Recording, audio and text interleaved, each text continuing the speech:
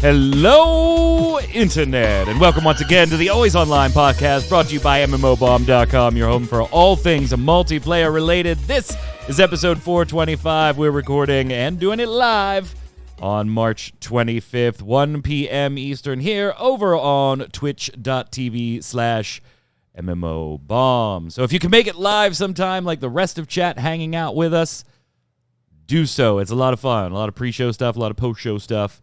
And Jason might call out your Rocket League rank. He might, or maybe that was me that did it. Maybe it was me that did it. Maybe it was me that did it.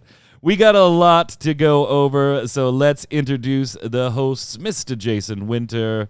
What's up today, sir? Do I actually have a box now that you don't? A box? Is that the original Guild Wars box? That is original Guild Wars, yes. You do, in fact. I had it at one time, but it didn't make the move. It disappeared somewhere in the move years ago. I should note too, this is an amazing box because you can see here it's like folded, but you can look at it that way, or you can turn it this way and fold out and look at the info here. Or wait, no, that's the same one I had. It's this way, like that. So very pretty. Here it talks about how you can. There's free online play. That was like a huge deal. Also, my head. I need to cut better back there. Whatever. Nobody look at that. I'm ugly. I'm hideous. All right. Also looking at herself on camera and saying, I really need a haircut. It's Q. Quinlan Bowers. What's up, Q? Both of you today looked at cameras and were like, I need to fix my hair. Yeah, look at this. Very lengthy, very lengthy. How you doing? It's been a few weeks. It has, between the dog sitting and then, I don't know, you just decided not to have me on for a week. And I was just like, okay, cool, whatevs. Yeah, so we were cycling through. Q was like, man, Jason's literally fixing his freaking hair on the stream. There we go. Is that better, chat? What do you think? Yes, yeah, actually it is. Actually it is. You done did it, friend. You done did it. I guess, can I sell this on eBay? Like Gamer Boy hair? Start putting it in bottles. Put it in bottles. There you go. NFT, baby. NFT. Yeah, so like Q, I guess Q did not realize that Jason had a week off while she was there, because she came back. She was like, wow, you're just using Jason every damn week until he's done here, aren't you? And I was like, I gave him off last week. And she's like, oh, I didn't realize. Sorry. Mine's grinding me to the bone. Yeah, no, I gave him his week off still. I gave him his week off. Whatever out of me. Yeah, so Jason, we got this show, and then you're doing next Friday as well. So yeah, we got. Then I'm done. I'm going to sleep for a month. Then you go into hibernation. So since we're here, I guess we might as well, cover some stuff. Let's get started with the news.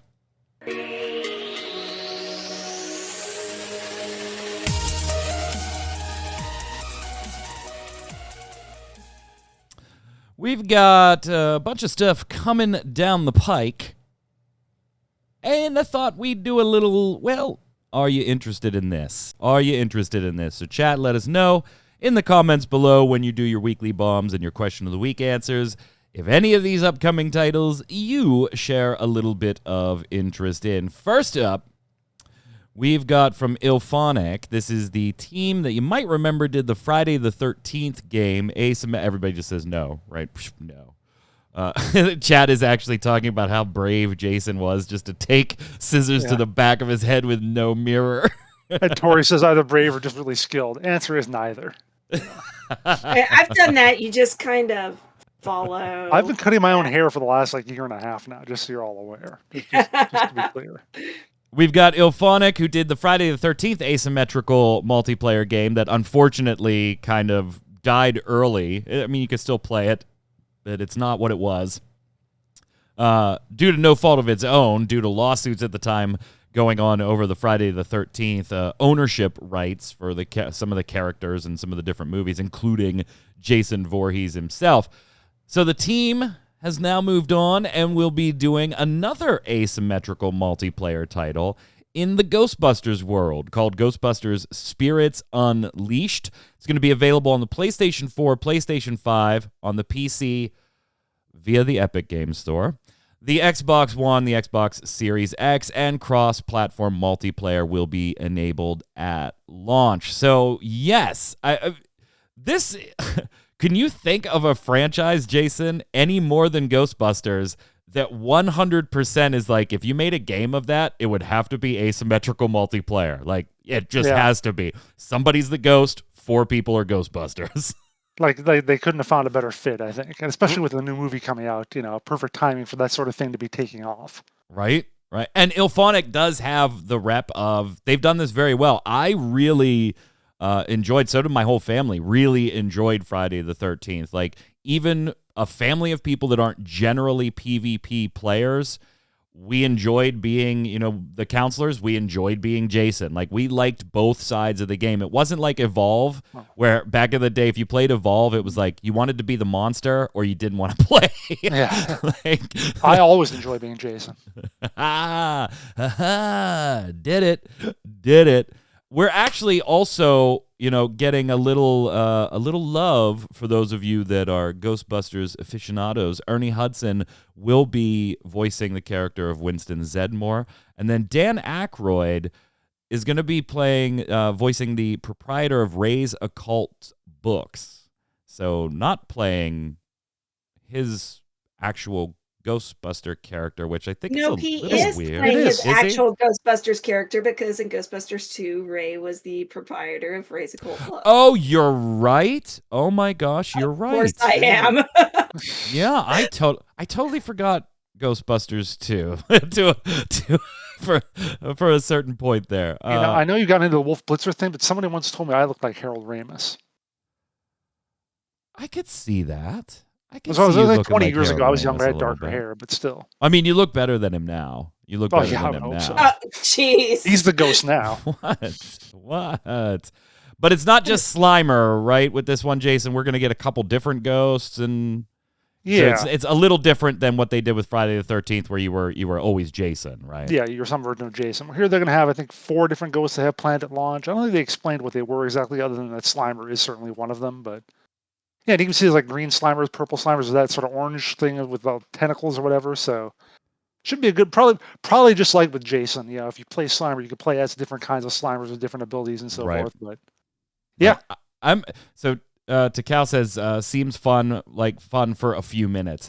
I wouldn't say that. I mean, I would have definitely thought the same thing, like Evolve when it came out, and I thought the same thing about Friday the 13th. But IllFonic really did a great job. In the way they did Friday the 13th, that you would sit there, and my family, like my 13-year-old daughter and I are playing it for hours. Just a lot of fun. Q, I know you're not generally a PvP person either, but can something like this kind of snag your attention for a little bit? Getting the idea that I don't do PvP. I'm so confused by this. No, not that you don't do PvP. That you're not just generally like us, somebody that goes and seeks out PvP games as your number one preference. Yeah. Only in this case, I would pretty much just have to play Slimer like all the time. Q's gonna have the longest queues ever. Ghost only. Ghost only. What this almost reminds me of more so is Breach. Remember that? Oh yeah. Played as like the spirit thing or whatever that could go in and haunt things and whatever. So that's kind of how I think of the ghost aspect. Yeah, but weren't you more of like a dungeon master in Breach? But the character you controlled was like a little ghosty thing, so that you could move around. Yeah, you could sort of set traps, so it's almost like a tower defense kind of thing. But you could also possess monsters and take control of them and actually. Yeah, and you're going to be able to do that here too: possession, teleportation. Plus, it looks like you actually get more than 6 frames per second in this. That is true. Breach lasted like what, a month? And then it was like, yeah, we're done. Mad Martha says, I'm the anti-PvP person here, and no, this is doing nothing to interest them. I think you're missing out. Well, he's just going to watch. He's going to do what I do, is just watch people play it. I probably would be a little more apprehensive about the IP going this way, even though it makes logical sense, 4-on-1 type gameplay, if it wasn't IllFonic. IllFonic did, unfortunately, they got caught up in something they had no control over. that led to the demise of what was a very, very good received game. And there are still a lot of people that play that, even though it's just not what it used to be, because it's had to be relegated to peer-to-peer at this point on the Friday the 13th side. So I'm going to give this one a thumbs up. I'm looking forward to it. A developer with a pedigree in this space, an IP that I like, gameplay that I know I have enjoyed in a previous IP that I liked from the same company. I mean, they'd have to really screw something up for me to not enjoy this game, even if it didn't become my be-all, end-all, go-to game, Jason. I'll give it a thumbs up. What about you? It'd be a thumbs up for me if I had people to play it with. That's the problem. But in terms of just being interested in, I think it would be cool to play. Yeah, definitely. Q, where do you sit on the spectrum there? Thumbs up, thumbs down? I mean, I'm interested in it, but kind of like you said, unless I have actual friends that I want to play with, because I just don't like playing against or with. Yeah, randos. you need the right group. Yeah, exactly. I need people I can yell at over Discord. I don't want to play with you. No, so you can play video games. No, I'm not playing this. Yeah, that's the only reason I had kids. I was like, look, my raid group sucks, so we're going to go ahead and make our own raid group. We're just going to groom them and raise them to come and raid. Yeah. Come and raid. All right, next up, maybe you're not into PvP, and that's fine. How about a looter shooter? But you're probably going to have to deal with some PvP here, too, because there's some neat things that could potentially be interesting here, but also could be endlessly infuriating to somebody like me to a certain extent. So what you're looking at here is Marauders. It's an upcoming first-person multiplayer looter shooter, obviously a very sci-fi look to it. By Small Impact Games and published by Team 11 or Team 17. That's the team that did Worms. Famously backtracked really quickly on NFTs when it came to the Worms. That could apply to 10 different companies. Right. Right. But not the one we're talking about later. Nope. So you can play this one solo, but you can also go in with a raiding team of 4. And it's kind of like you just find hostile ships, and you go and raid them in space. Now, they can have AI people in them, and you're raiding, trying to get loot and upgrade not only your loadout, but also your ship, because there is space combat for this, or in this title as well, planned. But another team of players could be potentially trying to raid the same ship at the same time, and now it becomes a firefight to not only claim what's on the ship, but also survive and make it out with your own loot. And, Jason, try not to get your starship stolen. Did you lock the doors? Did you take the keys out? Right? Did everybody lock the door? Everybody locked the door before we got on there? This one doesn't look as interesting to me. It's not as... I mean, the last Ghostbusters just looks fun. Even putting aside the property of it, just looks fun and almost entirely PvE, even though there is possible of a player, being a ghost. But this one, I like some of the concepts. Now, obviously, this is very early. We don't have hands-on time with this stuff. It's going to come out later this year. It'll be available Steam if you're on PC, so you don't have to worry about the Epic Games Store if you absolutely hate the EGS. So there's going to be options to play it. It kind of looks like they're doing some things that I'm like, that's interesting, right? Maybe I go raid this ship, and maybe there's other players there. Maybe there isn't. Maybe I can take over a enemy ship or an actual person ship and run away with it, but maybe that could happen to me too. There's some things on here that I'm like, that could be neat, but that might also make me want to set my desk on fire if it happened. Yeah, I think, the thing about a lot of stuff in new shooters and stuff when they announce it is you look at it and you're like, wow, that sounds kind of neat. And then you just realize how bad of an idea it is for you personally. Yeah. 100%. I think my desk is tempered glass. If I set it on fire, that would be really amazing. just melt it down. Just melt it down. They say you can build a brand new spacecraft with scavenged resources or take someone else's by force in the dogfights or just plain steal the thing. like these are the types of things that you kind of feel like, doesn't Eve do that? You're just like every time you like just take stuff off. Are you dancing, Q? What was that? No, that was the C. Oh. Exactly. I was like, what are you doing, Q? I see her camera shot. She's just like this. Like, what are you doing? Yeah, some of the stuff that I think they have in here, Jason, is just like, well, that sounds cool in Eve, but I wouldn't want to do it. I think this game might fall into that same category for me. That sounds cool to watch other people suffer from it, but I don't want to suffer from it myself. Right. The funniest thing is you literally just described Eve for so many people. It sounds cool. Yeah. But I don't want to do it. Man, there was an epic space battle that went an entire weekend and $3 million worth of property was totally nuked from the game. That's really cool. Fuck that. I'm never playing that. I'm never playing that. Never played. I like looter shooters. I like some of the things they're talking about here. It is from a team that, most people aren't probably very familiar with. There's let's say there's a morbid curiosity on my end about how some of these systems work, Jason, but ultimately, like, if I gotta shell out money for a game, whether it's free to play or not, like, we don't know any of the full details of monetization and stuff or pricing or anything like that.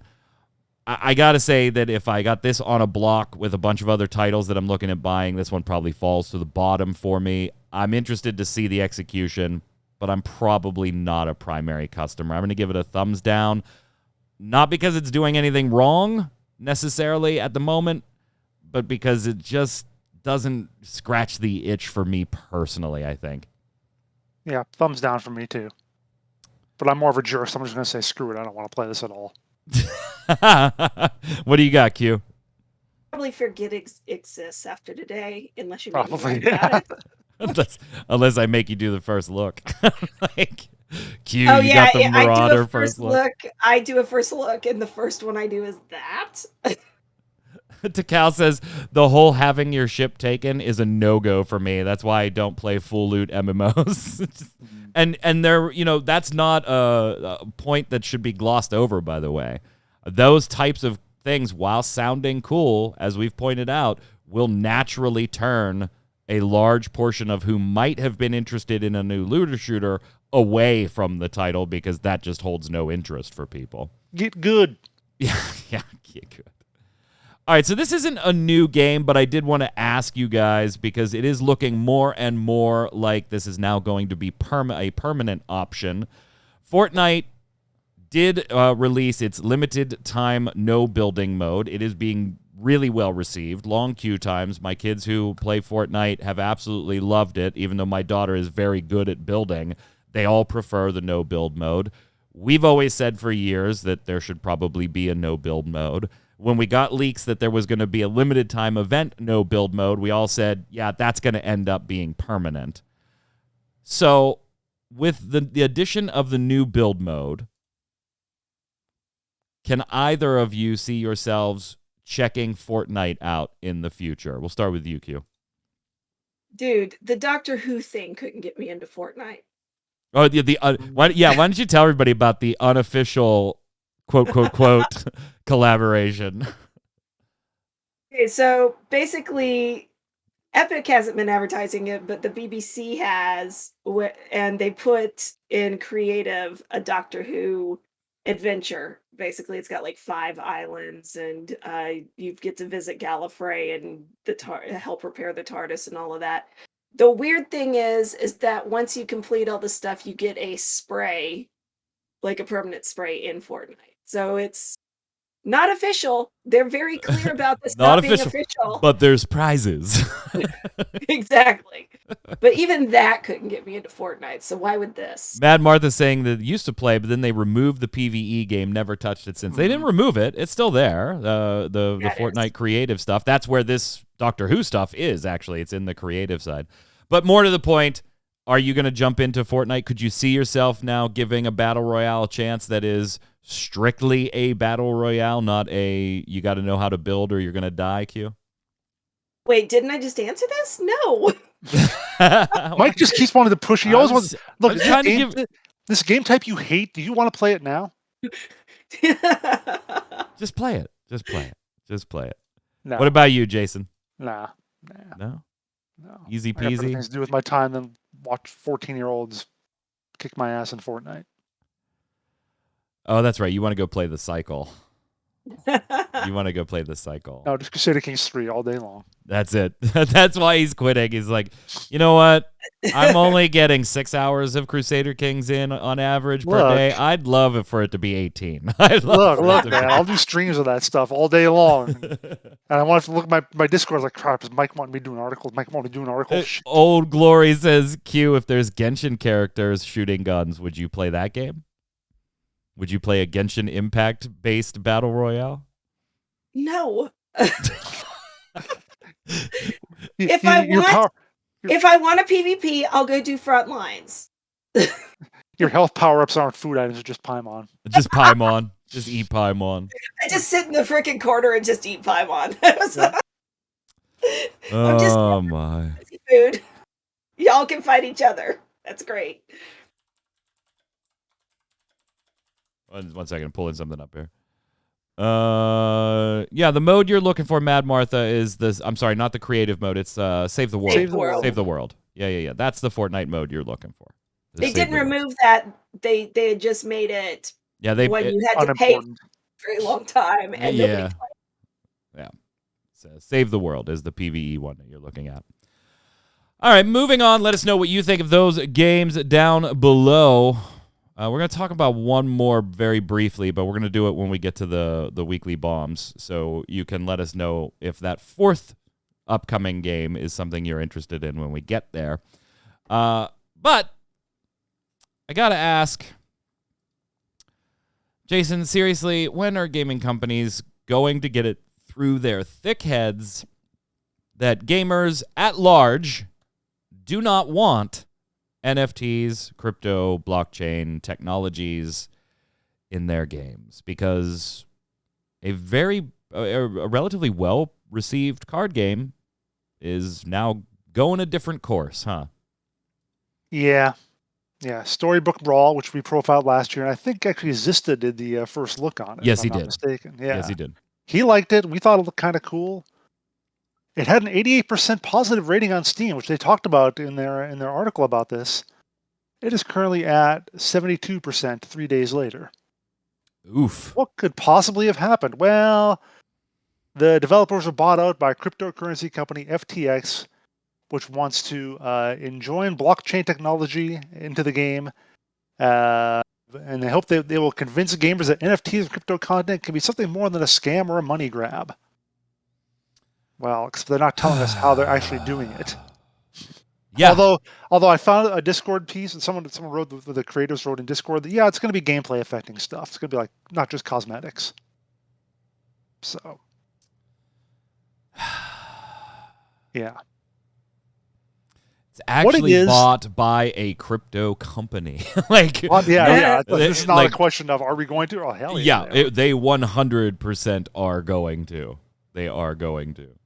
Go ahead, Jason. The point I was going to say too. They also mentioned it's part of their gaming division of FTX, the crypto company, will offer a quote crypto as a service platform through which gaming companies can launch tokens and offer support for NFTs. That's part of their thing. But I was going to say that this reminds me almost of like early pay to win, like blatant pay to win games and stuff. Where it's like, we know we're going to annoy like 90% of our players, but if we can get that little 10% to just buy a ton of our shit, we're going to make millions. Yeah, they just go whale hunting as they describe it.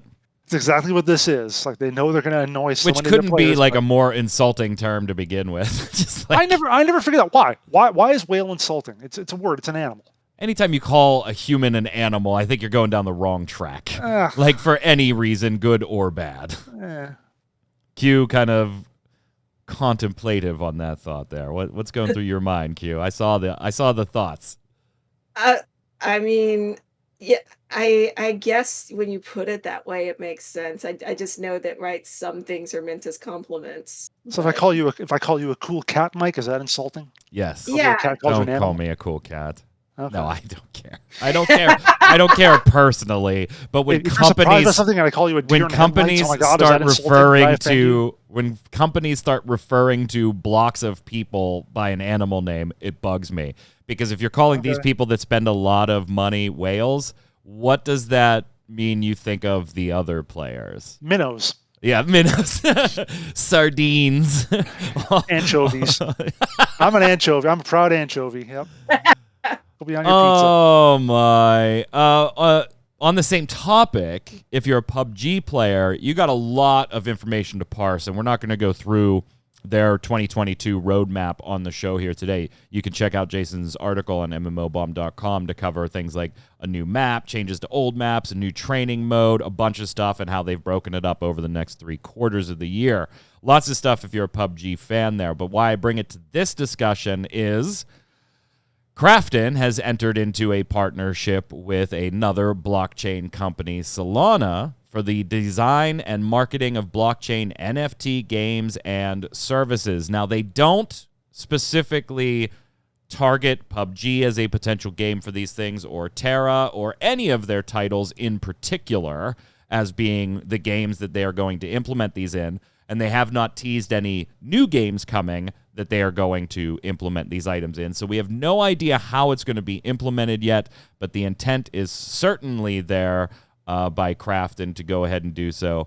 Looking at it, Q, though, you kind of got to go, man, on their whole list of games, I got a feeling PUBG would be the first game that gets the NFT/crypto/blockchain treatment if they can figure out a way to do it the way they want to do it. Yeah, I mean, I would go for, a game that has a crap ton of players that I could probably bilk for, a lot of money.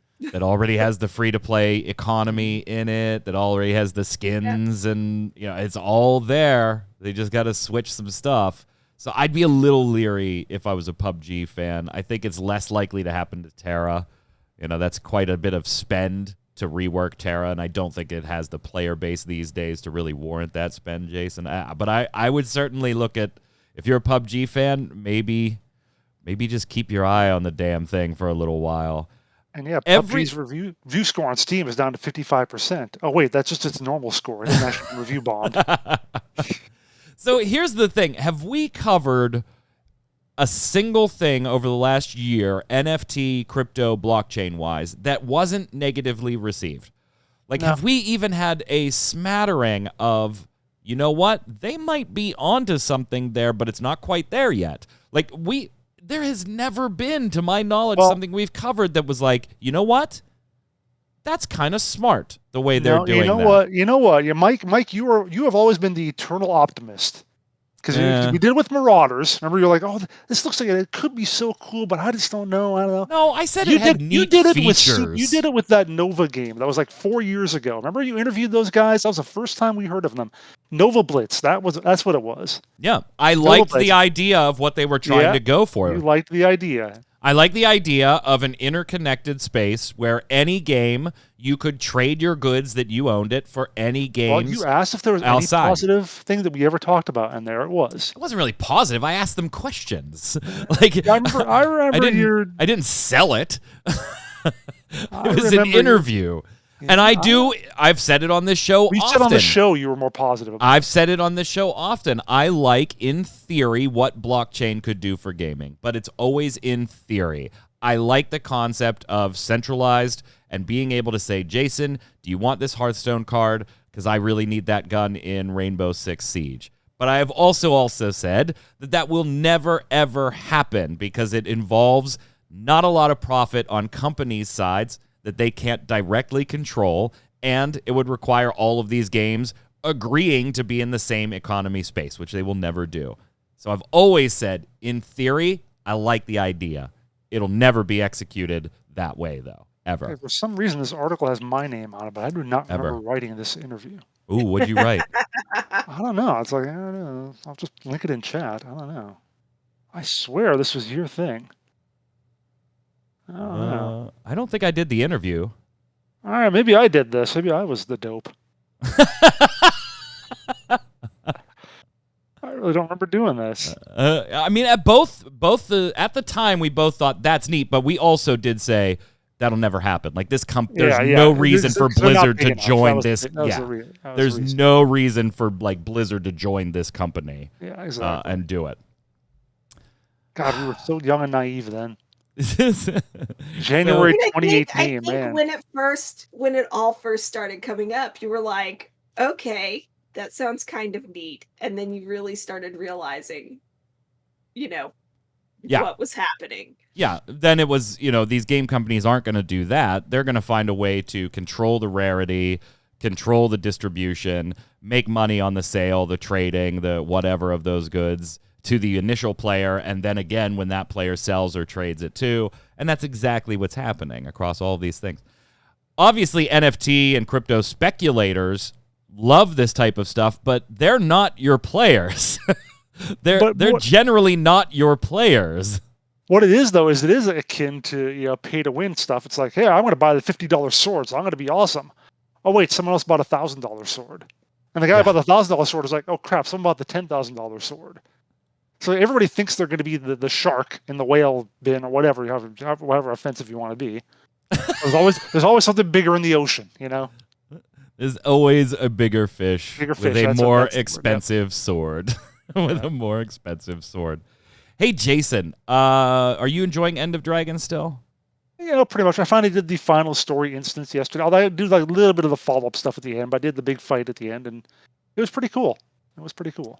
Well, get ready, because there's another Guild Wars 2 expansion coming. Cool. When? Next week?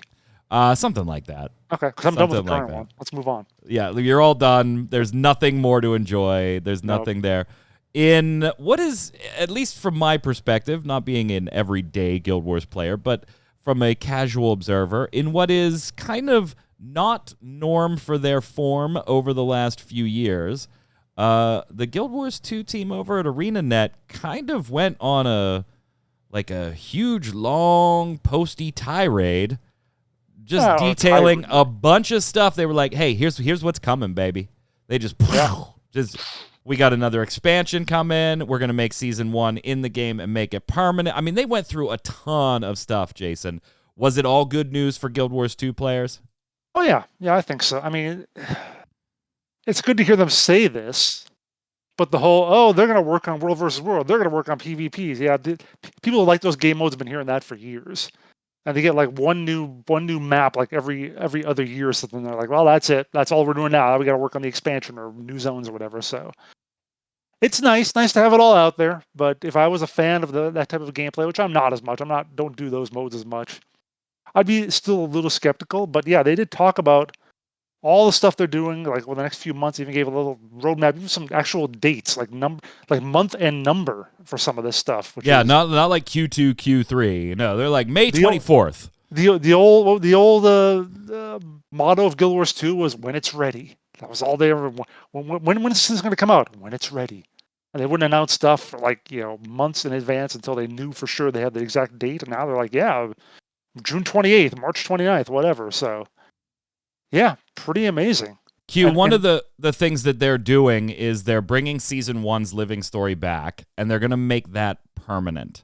And I thought this was funny because we just talked about, maybe it was last week, if not the week before, we were talking with chat, I think after the show, about how the living story works in Guild Wars 2 and how that turns some people off into almost that whole fear of missing out, where if you don't play the living story now, it's going to go away and you might not be able to play it till it circles back around as a freebie or something you can buy.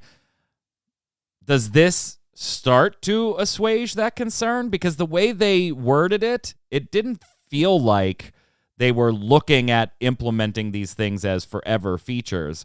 It looked almost, and Jason, you can correct me after Q answers if this is the case, it almost looked like they just really wanted Season 1 permanently in there to bridge some story gap between what has happened in the past and what is happening now, not necessarily as a change of living story model. So if it's just for this one thing, then no, I don't think it does anything for the FOMO. I mean, because there's still the other content, right? Like there's still the other things that you're worried about missing out on. Yeah, I I would just guess. like to, I'm sorry, I just wanted to point out that they haven't done that since season 1 in 2014. All the other content since then is there. You might have to pay some Oh, gems for it, but you can get it. There's no FOMO for anything later. Just okay, what you. then I don't even know why people are FOMOing if it was just the one thing. It was back then, but not now. Like, yeah, I don't. So I don't even know why it's a concern then if that's the case.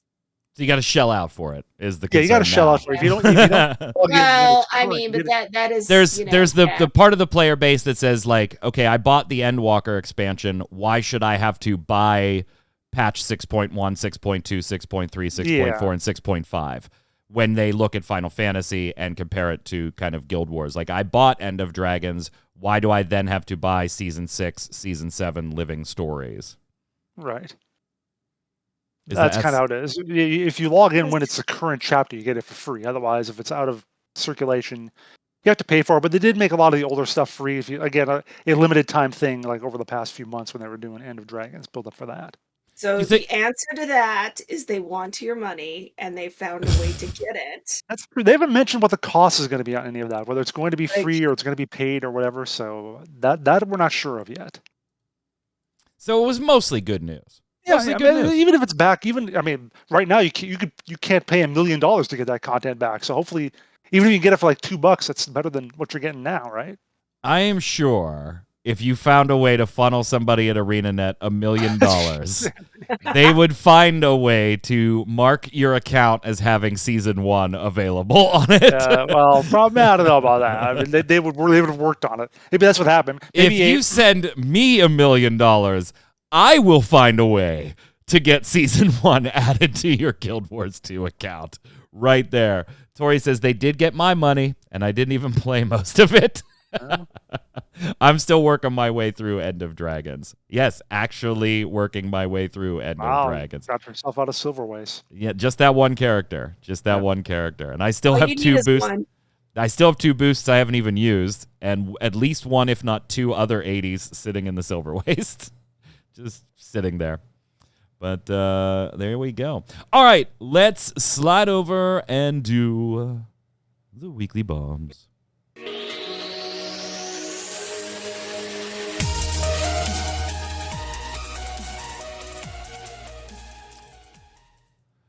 Time to talk about the good and the bad this week in the world of gaming. I actually have 2, so I'm going to go first, and I'm going to need your help with one, Q, particularly. I'm a little conflicted on whether I should give CCP Games the A-bomb or the D-bomb for removing the Prospectors pack from, it can't be purchased anymore from the store. So I need your help on this one. So I get why existing players might be a little miffed that in the Prospectors pack for EVE Online, there was a fitted mining ship to help new players get started in mining. And that's kind of been the gray line don't cross is the whole fitted ship thing. And so existing players, a little miffed, backlash, took the thing away. I also get why CCP might have wanted to do this for newer players. It is EVE. It is an older game. It is relatively stable as far as player base, but it's not going up anymore. Hasn't been for a while. And so they want to attract newer people, and that's been their focus for like the last year, right? New tutorials, new player things inside the game, just trying to make the game more accessible to new players has been a big focus for CCP Games. And this was a little bundle that, yeah, there was a fitted ship in it, but, it seemed like the ship wasn't going to be something that you would use forever. It was relatively you were going to outgrow it pretty quickly if you were doing all this mining stuff. So I'm not sure. Like, should I give them an A-bomb for taking away something from new players that was totally optional purchase-wise to begin with? Or should I give them a D-bomb for responding to their existing players' feedback and saying, this is a line where we really don't want this game to cross, and you crossed it, and so they took the things away, and they're now saying, hey, we're going to rework this process so that when we do want to funnel ships to new players, we're going to actually make them go through existing players by the existing players buying or creating these things and then selling them to new players. I'm not sure. And I'm not an Eve connoisseur, so Q, help me out. Dub bomb or A bomb? I mean, I guess it just depends on which side of the thing you're on. But the thing is there was a little bit of lack of clarity on the existing players being involved in the new ships. Yeah. Because it's not, when I was writing it up, it didn't necessarily, it kind of did, but didn't necessarily come across as you're creating the ship and selling it to other players. So it was more like, we're going to work with you through the CSM, and you guys are going to help us create the pack for these, create the ships. Oh, okay. So kind of like the council putting together what's in the bundle.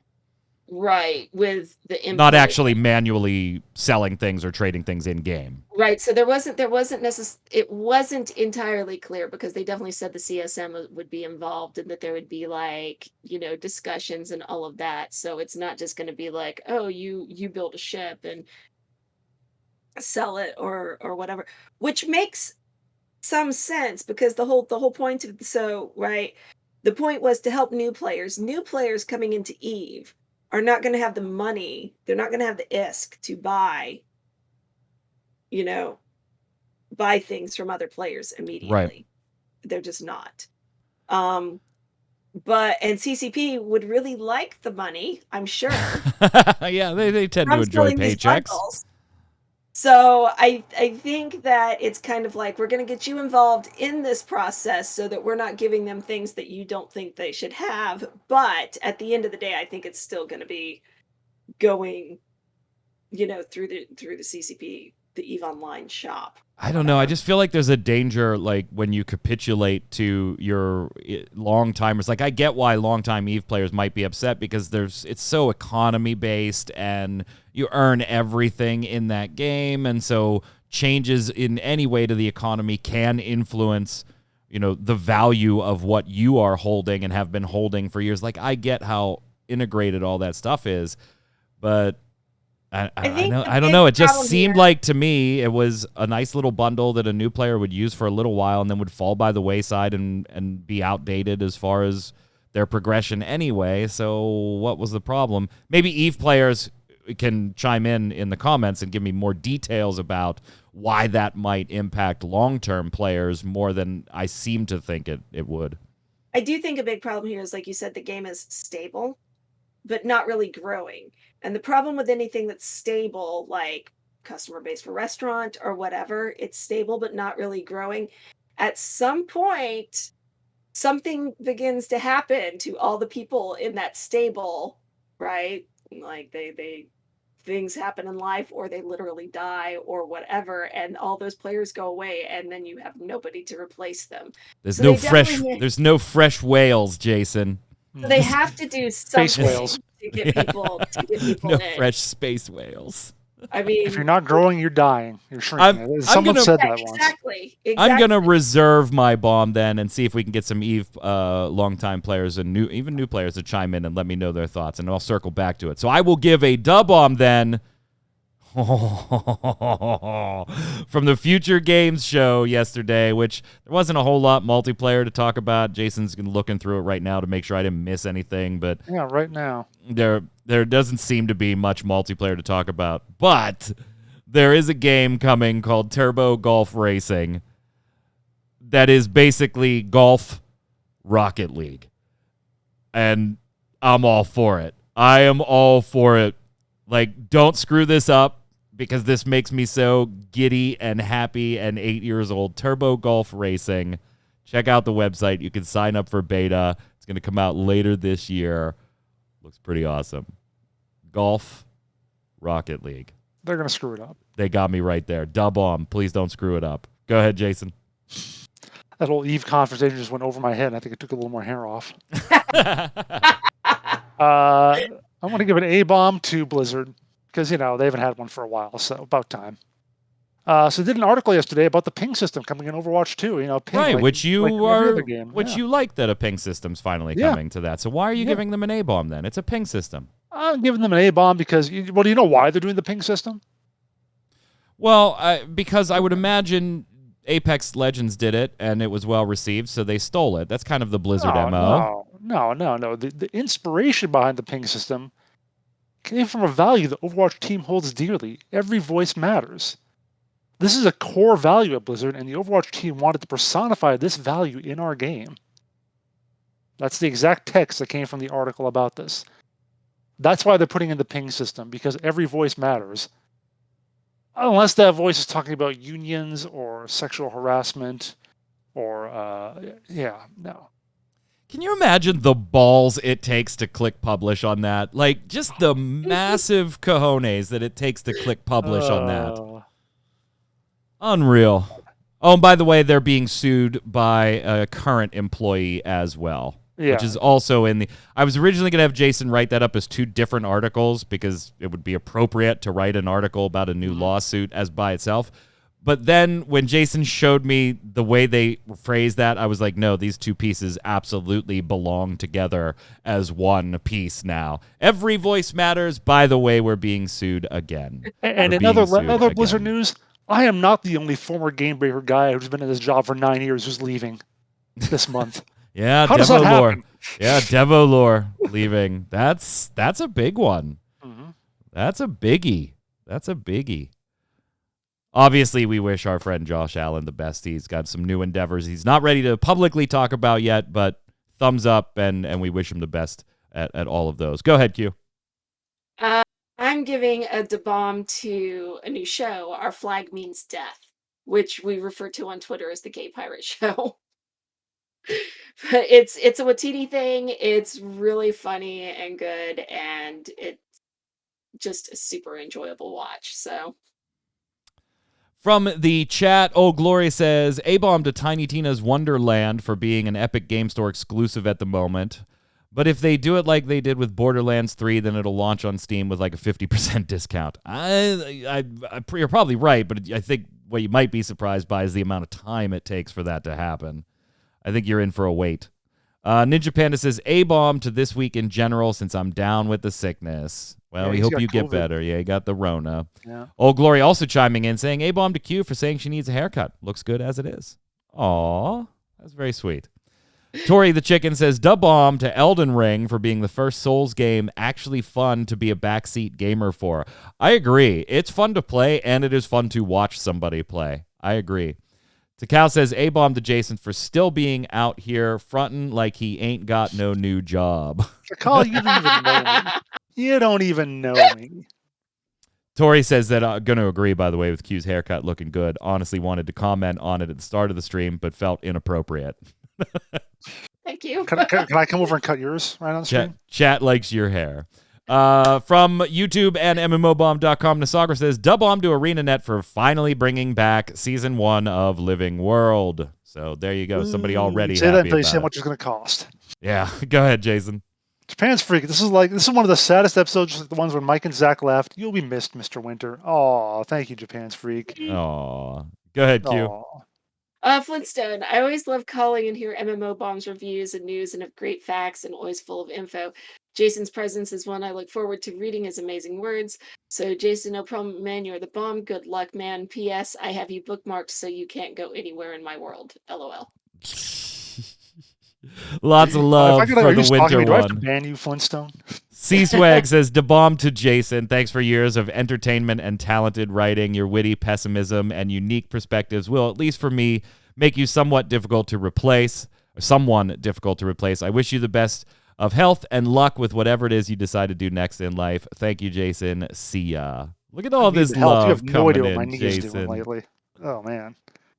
Go ahead, sir. Razy 101. Razy 0101. I'm going to miss winter's chilly too. Those crisp, sanguine mornings. Oh, and I guess I'll miss Jason too. Yeah. On a more serious note, I wish Jason well as new endeavors. It is a sad day to see such a strong staple of the show leave. I'm a staple? Cool. Can you fit me in here? Better than a whale. Wrong Better kind than of a whale. staple, Jason. Okay. All right. But all good things must end, though I'm sure like this you said is not the last we've seen or heard of him. He's always had some of the most balanced and accurately cynical takes on the state of industry. I don't know if I'm balanced. To counterbalance Mike's reluctant optimism and always managed to delineate his opinions from the facts, which is a courtesy rarely given by most games journalists in the space today. Thank you. Thank you, everyone. Go ahead, Q. By the way, I like that he describes it as your reluctant optimism. Well, I wasn't gonna say anything. I was just gonna let that roll. It is reluctant. It is reluctant. Yeah. Sometimes I'm like, come on, can we just be happy about something? It's a video game, guys. Please let us be happy for a minute. just how long? Namdub. Oh man. A and dub bomb to Jason leaving. A bomb because I'm really gonna miss that cynical attitude clash with Mike's That's all positivity. everybody talks about. And I wasn't a frequenter to this channel before Jason's time. Dub bomb, though, because it's something you want to do. I hope we get to hear from you every once and again, just like Zach. My own personal question of the week. Your favorite Jason moments, and why is it when he accidentally showed his address to the camera? Oh my god, I forgot about that. When you there was the show that you showed your mailing address on camera, and I was like, Jason, now I'm gonna have to. He did it with his passwords too. Yeah, his No, I just password. showed the book. He I didn't just actually showed the show actual notebook. password. I just Yeah. showed here's the binder Yeah, with he it. I showed like, the looked up notebook. here, yeah. Then there was the time that I revealed his email. Yeah, that was that too. Not his MMO bomb one, his personal one. I said it, and he was like, Mike. I was like, oh my god, like I didn't even. And I went back and I had to edit it out of the show that went on YouTube. But if you were here for the live version, you walked away with Jason's email that day. So that's why I'm getting all the Nigerian Prince Oh, scams Old and Glory, emails yeah, now. just eat. Jason, they're doing fasting. Man, I don't understand. Just eat, man. If you're hungry, just eat. Jason, they're doing intermittent fasting. That's the whole point. I still don't get it. Why intermittent fast? Don't you fast? Isn't all fasting intermittent? I don't. Anyway. Well, I mean, I guess you could do one permanently, but only once. Misfit Rain. Misfit Rain says, A-bomb to Lost Ark for having so many things to do. I forget what I can and need to do. Dub-bomb to Lost Ark for having so many things to do. I forget what I can and need to do. I guess that's a balance. I guess they found the balance. Jason, finish it off.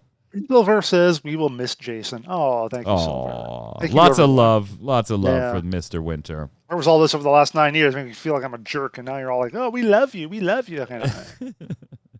Hey, they never say anything mean at funerals, ever. That's Ever. true. I just want to say, I just want to put in, I saw my 94-year-old uncle at my dad's funeral, and he said, well, I guess I'll see you later. Or maybe next time you'll see me, but I won't see you. Sure, Al. Yeah, okay. Love you, Uncle Al. What do you think? Question of the week last week. What do you think of NCSoft's 2 revealed updates for Throne and Liberty and Project E? Is it too early to be pumped? Too scared that it's NCSoft and it'll be screwed up or be a monetization nightmare? What are your initial thoughts? Nasagra saying, question of the week. After Peria Chronicles getting canceled late in development and how big of a mess New World still is, I'll wait for reviews before getting excited about another new MMO. So, Jason, looks like you have another member of the pessimism fan club there. always like looking at shiny trailers. I always would like that. Whether Go I like ahead. the game that comes with it, who knows? But Flintstone, my stalker, says on Throne of Liberty they made a marketing mistake putting an eagle flying at the start. It should have been a sparrow or a wren. And having that sound, lol. As that was the start, it stays with the thoughts of a popular older game, a thing they may have overlooked. Those towers seem to be target practice options. Just take those ogres in for some target practice. Go ahead, Q.